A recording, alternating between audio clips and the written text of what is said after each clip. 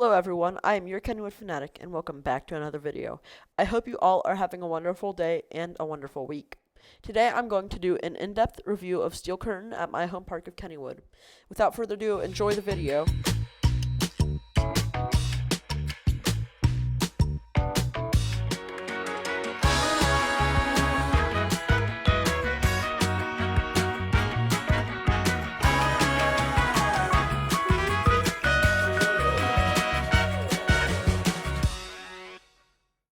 Steel Curtain is a record-breaking, first-of-its-kind hyperlooping coaster by S&S. It breaks 3 records, including Pennsylvania's tallest roller coaster, the most inversions on any roller coaster in North America, and the most impressive record that it holds, the world's tallest inversion. Steel Curtain was teased to the public in late 2018 and early 2019, and officially opened on July 13th of 2019. The park teased this new attraction by having a scratch-off every week. The park would reveal new sets of numbers relevant to the coaster, such as 220 signifying its height, 9 signifying its inversions, and 197 signifying the world's tallest inversion. Steel Curtain is a blitz of many fast-paced and forceful inversions and some great airtime moments as well. While it may look shoehorned into its area, it does not. This roller coaster flows beautifully and is very intense in moments and is a great overall coaster. Steel Curtain was meant to open alongside a new area called Steelers Country. This area was supposed to be a highly themed section of the park. Unfortunately, COVID had started and the park decided to prioritize Steel Curtain over the rest of the area. Ensign Cafe eventually opened, but with minimal theming, and sadly, the Steelers experience never opened. The building was used to house the haunt Malice in Wonderland this past Phantom Fright Nights. The park had big ambitions and goals with Steel Curtain, but most of them never panned out. Steel Curtain also had reliability issues in the past few years. It was closed the entirety of the limited 2020 season, and it was closed the entire month of August and for the rest of the 2023 season. This is truly a shame because this roller coaster is a world-class, fun, smooth ride wherever you're sitting. But this is one of the few coasters that I prefer up front. The first drop is my favorite element on the entire ride, and it's my third favorite element in the entire world.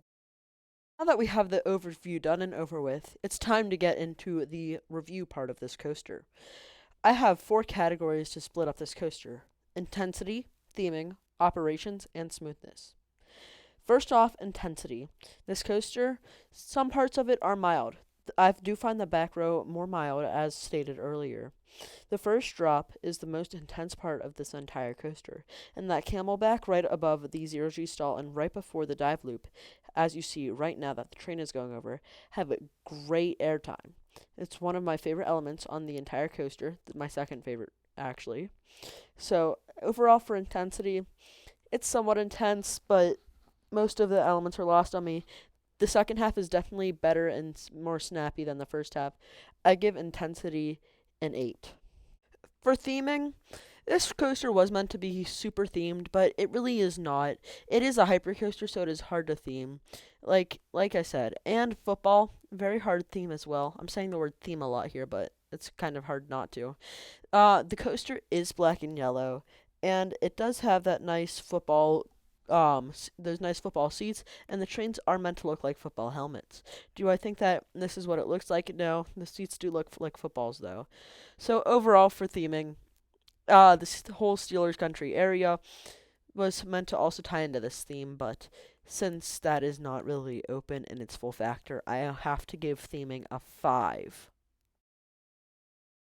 This operation sucks, and maybe it's fitting because the ride operators are themed, like their outfits look like they're NFL refs.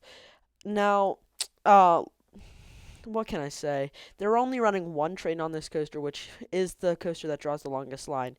If they were running 2 trains, a 2-hour line could easily be a 45-minute line.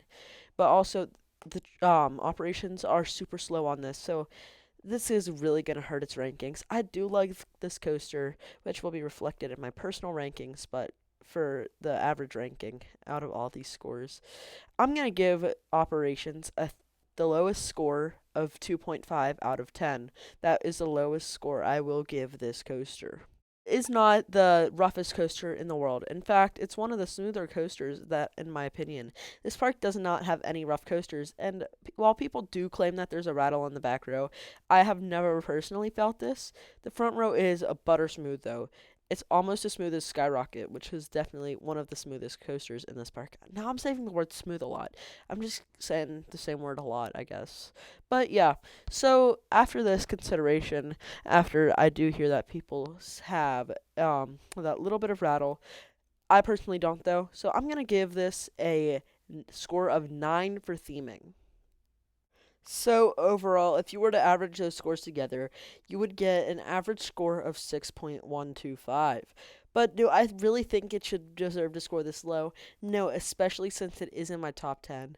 I think that this is truly, if you just focus on the coaster, just the elements, this is truly a solid 9, 8.5 or 9. This is a fun coaster, and yes, I am super salty that it has taken out Logjammer, and or at least it replaced it. I don't think this is a worthy replacement for Logjammer, as I love that log. I guess it is a log flume. I love that log flume so much. One of my favorite rides in the park before I was scared of coasters, or while I was scared of coasters. I just I don't think this is a worthy replacement. And honestly, with all the problems that they're having with it, I don't see it sticking around for the next 20 years like Phantom's Revenge has, or even 10. I can see this getting removed in the near future. But I do think Exterminator will get removed. But that's a video for another day and another time. Anyways, I hope you all enjoyed this video. Don't forget to leave it a like and share. And thank you to El Toro Ryan for letting me use his content for this video. Like always, have a great day here at Kennywood Park.